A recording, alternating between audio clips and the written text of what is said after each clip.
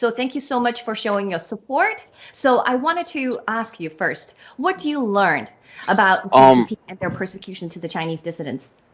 Well, I was here yesterday, and that's when I met Jane and was talking to her. I knew about the CCP and what they've done over time, but I didn't know anything about Sean Weijian or his daughter or what he was doing with American companies.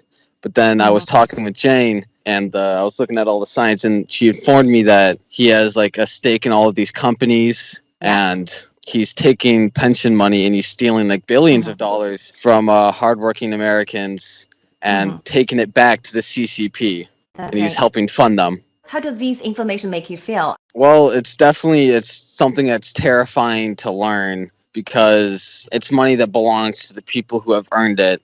And he's out here, he's stealing it and he's taking it from these hardworking people and he's using it to fund an evil government and an evil organization. And that's something that shouldn't be happening. The CCP has caused millions of deaths and they're covering up these deaths and what's happening in China. Yeah. And they're censoring the media and they're not really telling the full story or the story at all. So we wanted the world to know that CCP is really in danger and they're already here in your living room in America. And they're actively persecuting the Chinese dissidents here on American soil, weaponize American judicial system. That's what at stake. That's what we want every American to know. And we are peace-loving Chinese. We want people like you to support us, to get to know the truth.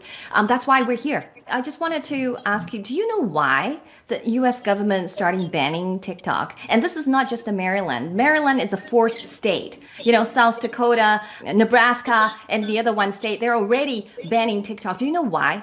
From what I know, there are a lot of data breaches with a lot of these social media apps. And this information gets turned over to places like Russia, China, North Korea. Some people even live their whole lives on TikTok. Every second of every day, they're posting or they're live streaming.